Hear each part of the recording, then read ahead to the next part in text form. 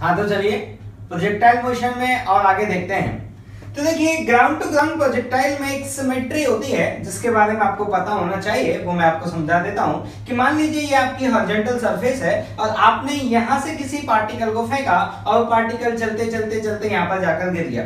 मैंने क्या किया, दो पॉइंट कंसीडर किए ए और बी, ये सेम हॉरिजॉन्टल लेवल के पॉइंट है। मैंने यहाँ पे लिखा है A and B are in same horizontal level. Similarly दो पॉइंट मैंने और कंसीडर किए सी एंड डी, ये भी सेम हॉरिजॉन्टल लेवल के पॉइंट है। अब देखिए जितना टाइम पार्टिकल को यहां से यहां तक जाने में लगता है उतना टाइम पार्टिकल को यहां से यहां तक जाने में लगता है। मतलब मैं क्या कहना चाहता हूं कि जितना टाइम पार्टिकल को यहां से यहां तक जाने में लगेगा उतना ही टाइम पार्टिकल को यहां से यहां तक जाने में लगता है। दूसरी बात, जितना टाइम पार्टिकल को यहां से यहां जाने में लगता है उतना टाइम पार्टिकल को यहां से यहां जाने में लगता है, और जितना टाइम पार्टिकल को यहां से यहां जाने में लगता है उतना टाइम पार्टिकल को यहां से यहां जाने में लगता है। और इस वाले पॉइंट पे पार्टिकल का जितना स्पीड होता है उतना ही स्पीड पार्टिकल इस वाले पॉइंट पर होता है, जिसे मैंने लिखा है v इक्वल टू vb। और जितना पार्टिकल का स्पीड पॉइंट c पर होता है उतना ही पार्टिकल का स्पीड पॉइंट d पर होता है, वो भी मैंने लिखा है vc इक्वल टू vd। एक चीज और, वेलोसिटी का जितना एंगल यहाँ पर अपवर्ड डायरेक्शन में होता है वेलोसिटी का उतना ही एंगल यहाँ पे हॉरिजॉन्टल से डाउनवर्ड डायरेक्शन में होता है। देखिए यहाँ θ1 अपवर्ड था, यहाँ θ1 डाउनवर्ड है, यहाँ θ2 अपवर्ड है हॉरिजॉन्टल से, यहाँ θ2 डाउनवर्ड है हॉरिजॉन्टल से।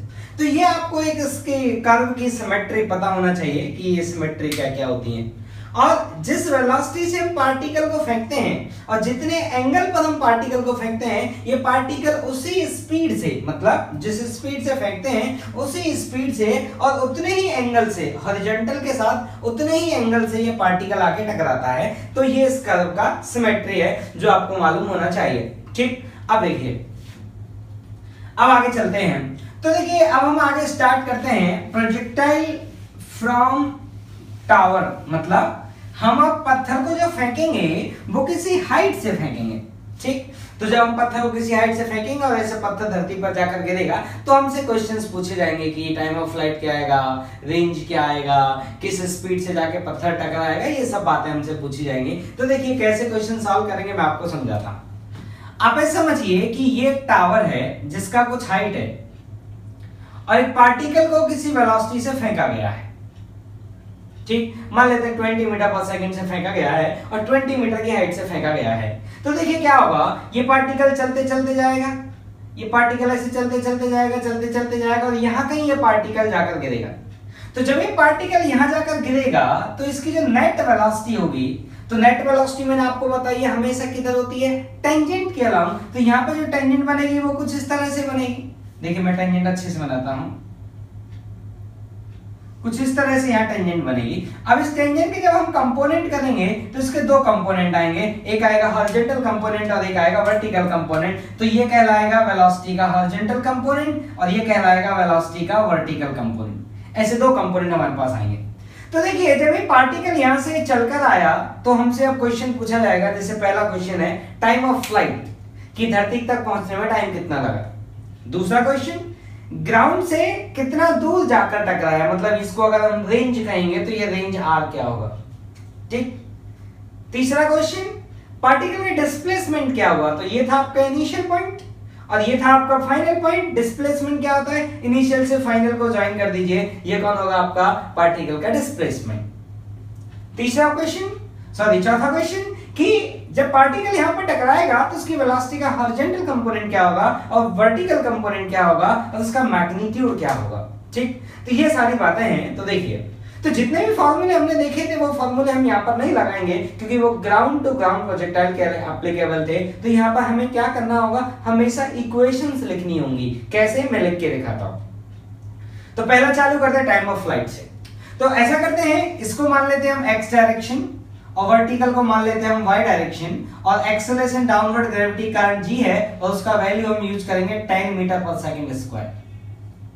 ठीक, अब क्वेश्चन, पहला क्वेश्चन है टाइम ऑफ फ्लाइट। तो देखो आपका पार्टिकल यहां से चला, मैं y डायरेक्शन की अगर ये बात करूं तो y डायरेक्शन में पार्टिकल नीचे आया, y डायरेक्शन में, और कितना नीचे आया, मैग्नीट्यूड क्या है 20। तो y डायरेक्शन का डिस्प्लेसमेंट कितना हो जाएगा, -20 equal to uy, initial y direction का वेलोसिटी कितना है 0 plus half of A Y किसके बराबर है माइनस ऑफ 10 और टाइम लगा मान लेते हैं टी, तो टी स्क्वायर, इसको सॉल्व करें देखिए -5 आएगा, ये 4 टाइम्स आएगा और टी का रूट लेंगे तो ये आया टी इक्वल टू 2 सेकेंड। मतलब ये जो पार्टिकल है वो धरती पर कितनी देर के बाद गिरेगा 2 सेकंड के बाद गिरेगा, इसका मतलब इसका जो टाइम ऑफ फ्लाइट आएगा वो कितना आएगा 2 सेकंड। अब हमें ये बताना है कि इसका हॉरिजॉन्टल रेंज कितना आएगा, मतलब ये हॉरिजॉन्टल डायरेक्शन में जो डिस्टेंस चल के गया r, ये r किसके बराबर आएगा। तो देखिए हॉरिजॉन्टल डिस्प्लेसमेंट किसके बराबर होगा हॉरिजॉन्टल वेलोसिटी इनटू टाइम, कितनी देर के लिए पार्टिकल चला 2 सेकंड के लिए, तो हॉरिजॉन्टल डायरेक्शन में कितनी देर तक पार्टिकल ने मूव किया जब तक पार्टिकल यहाँ गिर नहीं जाता, मतलब 2 सेकंड तक। तो हॉरिजॉन्टल डायरेक्शन जो डिस्प्लेसमेंट आया r वो क्या आएगा, हॉरिजॉन्टल वेलोसिटी कितना है 20 इनटू टाइम कितना है 2, कितना आया 40 मीटर। हमारे पार्टिकल का हॉरिजॉन्टल एक्सेलरेशन 0 है, इस कारण हॉरिजॉन्टल वेलोसिटी में कोई चेंज नहीं आएगा। इस पार्टिकल का हॉरिजॉन्टल वेलोसिटी सदैव उतना ही रहेगा जितना शुरुआत में था। कारण क्या है, क्योंकि हॉरिजॉन्टल एक्सेलरेशन 0 है, ax 0 और तो vx will not change, x component will not change.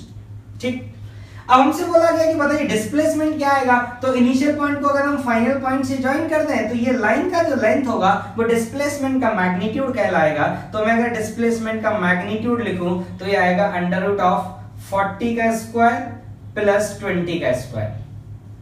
ये आ गया आपका 40 और ये कितना दिया है 20, तो 40 स्क्वायर 20 स्क्वायर कितना आया, ये आया 20√5 मीटर।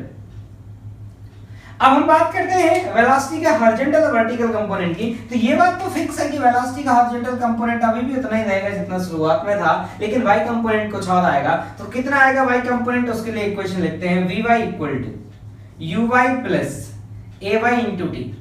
vy मुझे निकालना है, uy 0 था, ay का वैल्यू है -10 और कितनी देर तक ये हवा में रहा, कितनी देर तक इसका एक्सेलरेशन रहा 2 सेकंड तक। जब तक ये हवा में रहा तो टाइम इंटरवल कितना मेरा 2 सेकंड, क्योंकि वेलोसिटी में इस समय पे पता करना चाहता हूं जब ये आकर टकराया। तो मेरा टाइम इंटरवल क्या हुआ t इक्वल टू 0 से लेके t इक्वल टू 2। तो इसको सॉल्व करिए, vy कितना आया आपका, vy आया आपका -20 मीटर पर सेकंड। और देखिए माइनस आना भी चाहिए था क्योंकि वेलोसिटी का डायरेक्शन क्या होगा डाउनवर्ड, और डाउनवर्ड डायरेक्शन क्या कहते हैं नेगेटिव कहते हैं, तो इसलिए vy कितना आ रहा है हमारा -20। अब देखिए कभी-कभी वो आपसे ये भी पूछ सकते हैं कि जो इसकी जो वेलोसिटी है, इसका जो ये हॉरिजॉन्टल से एंगल है थीटा, ये थीटा कितना होगा। तो एक चीज आप देखिए कि जो आपके, मैं यहाँ पे एक दूसरा डायग्राम बना रहा हूं कि जो आपके पार्टिकल का ये नेट वेलोसिटी है, इस नेट वेलोसिटी का जो हॉरिजॉन्टल कंपोनेंट है और इस नेट वेलोसिटी का जो वर्टिकल कंपोनेंट है, दोनों का मैग्नीट्यूड बराबर है। इसका मैग्नीट्यूड भी 20 है और इसका मैग्नीट्यूड भी 20 है। इसका मतलब जो ये नेट वेलोसिटी रही होगी, ये नेट वेलोसिटी इन दोनों का समेशन है। इसका मतलब ये जो एंगल रहा होगा वो क्या रहा होगा 45 डिग्री। क्यों, क्योंकि इन दोनों के समेशन से ही तो नेट वेलोसिटी बनेगा, और अगर इन दोनों का मैग्नीट्यूड बराबर है तो समेशन किधर आएगा अलोंग द एंगल बाइसेक्टर। या फिर आप इसको ऐसे भी समझ सकते हैं, जैसे मैं आपको और समझाता हूं, आप इसको ऐसे भी समझ सकते हैं। मान लीजिए ये है आपका नेट वेलोसिटी वेक्टर और ये है वेलोसिटी का हॉरिजॉन्टल कंपोनेंट कितना 20 और ये है वेलोसिटी का वर्टिकल कंपोनेंट कितना 20 और ये एंगल है थीटा। तो यहां से आप tan थीटा लिख लीजिए। tan थीटा किसके बराबर आएगा this अपॉन this, तो ये किसके बराबर है, जितना ये होगा उतना ये होगा, पैरेललोग्राम लो 20/20। तो यहां से थीटा कितना है आपका 45 डिग्री। तो देखिए इस तरह से आप क्वेश्चन सॉल्व करेंगे जब आपका टावर से पार्टिकल को फेंका जाएगा। एक क्वेश्चन और है कि मान लीजिए 20 मीटर हाइट का एक टावर है, एक बिल्डिंग है, वहां से किसी पार्टिकल को फेंका गया 25 मीटर पर सेकंड से और 37 डिग्री के एंगल पर फेंका गया। और वही क्वेश्चन है कि धरती पर ये कितना दूर जाकर गिरेगा, कितनी देर बाद धरती पर आकर गिरेगा, क्या इसका डिस्प्लेसमेंट का मैग्नीट्यूड आएगा, क्या इसके वेलोसिटी के हॉरिजॉन्टल वर्टिकल कंपोनेंट होंगे, वेलोसिटी किस एंगल पे होंगे। मतलब जितना डाटा हमने इसमें कैलकुलेट किया था वही डाटा हमें इसमें कैलकुलेट करना है। तो कैसे सॉल्व करेंगे मैं आपको समझाता हूं। और ग्रेविटी का एक्सेलरेशन कितना होगा, डाउनवर्ड होगा, g किसके बराबर 10 के बराबर। सिंपलिसिटी के लिए 10 यूज करते हैं, कैलकुलेशन आसान है। तो सबसे पहले आप क्या करिए, इनिशियल वेलोसिटी का कंपोनेंट कर लीजिए। क्यों, क्योंकि मुझे वो ऐसा करते हैं, इसको बोल देते हैं x डायरेक्शन और इसको बोल देते हैं y डायरेक्शन। अब मुझे y डायरेक्शन में इक्वेशन लिखनी है तो मुझे uy पता होना चाहिए, ux पता होना चाहिए। तो कंपोनेंट किया जाए तो ये वाला जो कंपोनेंट आएगा ये आएगा 25 cos 37 डिग्री। किसके बराबर आएगा ये? तो cos 37 किसके बराबर होता है? 4/5, तो ये आया आपका 20। और ये वाला कंपोनेंट अगर हम देखें तो ये कितना आएगा? ये आएगा 25 sin 37 डिग्री, तो ये आएगा आपका कितना? 15। ठीक, अब हमें इक्वेशन लिखना है y डायरेक्शन में। पहले इक्वेशन लिखते हैं क्योंकि हमें निकालना है टाइम ऑफ फ्लाइट। तो मैं अगर y डायरेक्शन के लिए इक्वेशन लिखूंगा तो क्या आएगा? sy equal to uy into T plus half of ay into T square. अब मैंने माना मेरे पार्टिकल यहां से चला और ऐसे यहां जाकर यहां कहीं जाकर ये पार्टिकल गिर गया, यहां जाकर ये पार्टिकल गिर गया, और मैंने माना कि particle t equal to T पर आकर गिरा और पार्टिकल को t इक्वल टू 0 पर फेंका गया था, तो टाइम ऑफ फ्लाइट कितना हुआ? t second. अब ऐसा करते हैं, इसमें वैल्यू पुट करते हैं, तो डिस्प्लेसमेंट इन y डायरेक्शन, तो हमारा पार्टिकल y डायरेक्शन की तरह है, डाउनवर्ड या अपवर्ड। तो ये है इनिशियल पॉइंट और ये है फाइनल पॉइंट। इनिशियल से फाइनल के लिए मुझे डाउनवर्ड जाना पड़ेगा, तो डाउनवर्ड आया। और कितना मैग्नीट्यूड है? 25। ये डिस्प्लेसमेंट इन y डायरेक्शन, तो इसको क्या लिखा जाएगा? -25 इक्वल टू uy कितना आएगा? +15। uy कितना आएगा? +15 time t plus half of ay कितना है? -10 इंटू टाइम t स्क्वायर। इसको इधर ले आइए तो ये आया 5t square -15t -25 equal to 0। ठीक, 5 को कॉमन निकाल दीजिए तो ये आया t square -3t -5 equal to 0। ठीक, अब देखिए इसको सॉल्व किया जाए, कितना टाइम आएगा? एक बार कैलकुलेशन आप चेक कर लें। 3/5 तो वो 15 आएगा, वो 20 आएगा। ठीक है, -25 आएगा uy into T plus 15 -5 common निकाला जाएगा। ठीक है, ठीक। अब देखिए इसको सॉल्व किया जाए तो यहाँ से जो t का वैल्यू आएगा आपका, अब देखिए t का अच्छा वैल्यू नहीं आता तो कोई बात नहीं, तो t का जो वैल्यू आएगा यहाँ से कितना आएगा? t इक्वल टू, तो देखिए ये आएगा -b।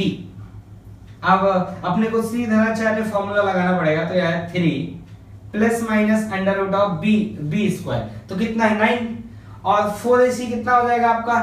20, तो ये आ जाएगा अंदर कितना? 29 अपॉन 2a कितना? 2।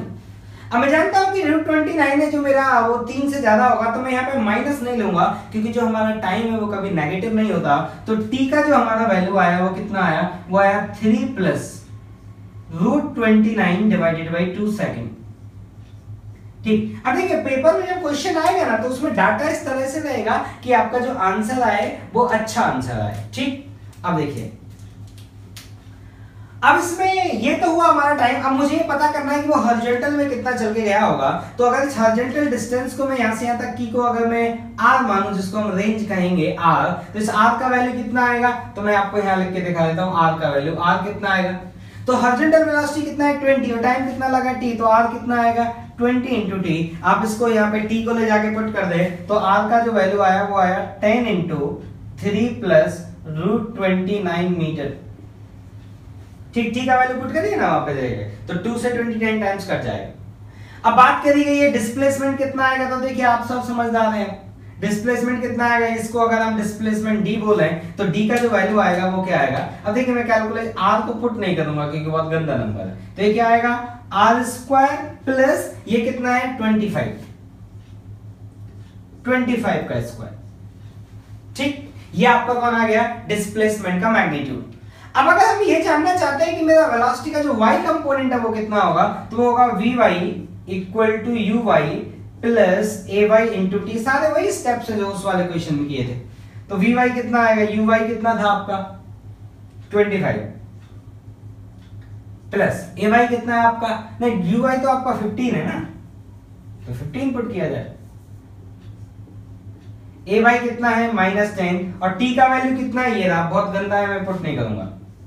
तो ये आएगा आपका vy, और ये vy ना आपका नेगेटिव आएगा, मतलब ये वाली टर्म है ना वो 15 से ज्यादा आएगी, तो vy आपका क्या आएगा? नेगेटिव आएगा। तो vy कितना आया? ये आया 15 minus 10t।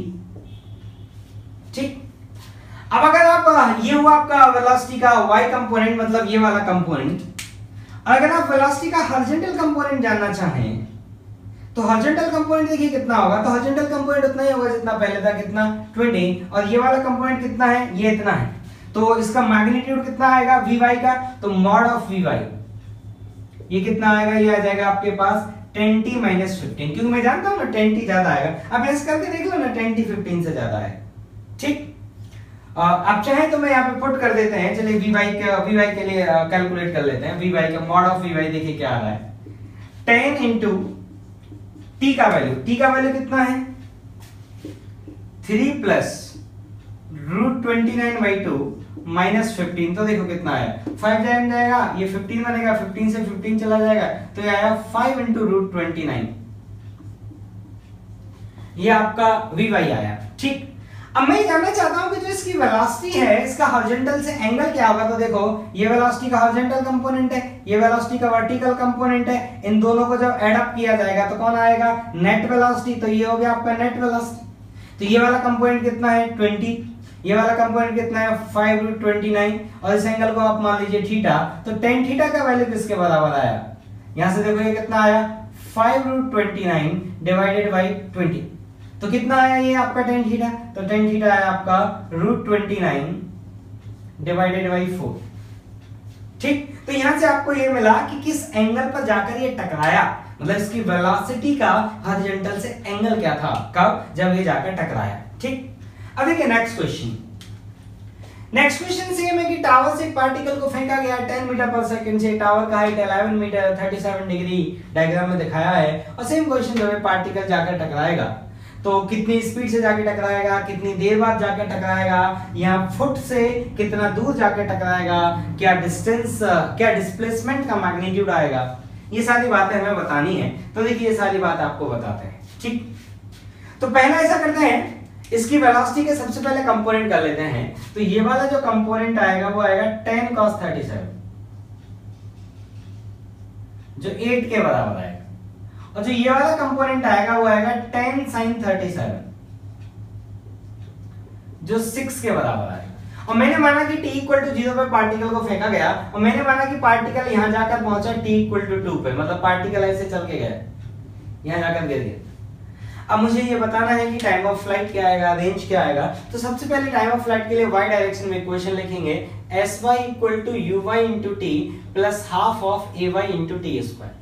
Displacement in y direction कितना होगा -11, uy कितना होगा आपका -6, टाइम कितना बीत गया t, plus half of ay कितना है आपका -10, टाइम कितना बीत गया t स्क्वायर। इसको सॉल्व करिए, -11 इक्वल टू -60 -5t स्क्वायर, इस टर्म को ले जाइए तो ये आया 5t square plus 60 -11 equal to 0। ठीक, अब देखिए इसको सॉल्व किया जाए, तो देखिए इसको कैसे सॉल्व करेंगे, तो ये आया 5t square plus 11t minus 5t minus 11 equal to 0।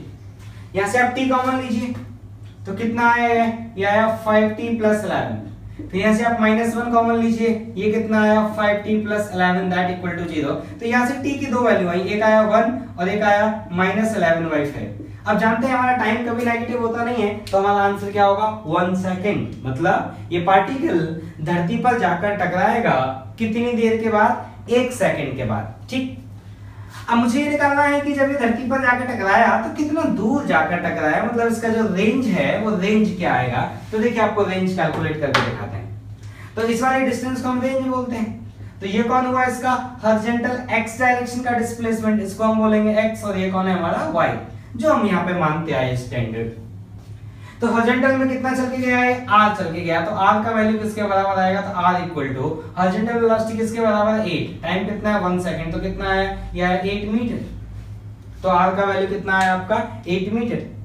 ठीक, अब हमसे ये पूछा गया कि डिस्प्लेसमेंट का मैग्नीट्यूड क्या होगा, तो आप जानते हैं इनिशियल पॉइंट और फाइनल पॉइंट को एक लाइन से जॉइन हो, तो ये कितना है r, कितना 8 और ये कितना 11, तो कितना आएगा √8 स्क्वायर प्लस 11 स्क्वायर, तो कितना आया √121 प्लस 64, तो कितना आया √185 मीटर। यह आया आपका डिस्प्लेसमेंट वेक्टर का मैग्नीट्यूड। अगर हम वेलोसिटी का बात करें कि vy कितना होगा, तो vy equal to uy plus ay into T. vy पता करना है, uy किसके बराबर है -6, ay कितना है -10, टाइम इंटरवल कितना है 1 सेकंड, तो vy कितना आया -16 मीटर पर सेकंड। तो ये वो वेलोसिटी का y कंपोनेंट है जिससे वो आकर टकराएगा, मतलब जब ये यहाँ के आके टकराएगा तो इसकी वेलोसिटी का मैग्नीट्यूड कितना होगा 16, और ये तो उतना ही रहेगा जितना पहले था, कितना 8, क्योंकि हॉरिजॉन्टल कंपोनेंट कभी बदल नहीं सकता, कारण क्योंकि हॉरिजॉन्टल एक्सेलरेशन 0 है। तो अब वो हमसे ये पूछ ले कि एंगल क्या आएगा, तो देखो बेटा इन दोनों वेक्टर को जब आप ऐड करोगे तो क्या कैसे रिजल्टेंट वेक्टर बनेगा, ये रिजल्टेंट वेक्टर बनेगा। तो ये एंगल हुआ आपका थीटा, तो यहां से tan थीटा आप लिखोगे तो कितना आया, tan थीटा आपका 16/8 मतलब कितना 2, तो थीटा कितना हुआ tan इनवर्स 2।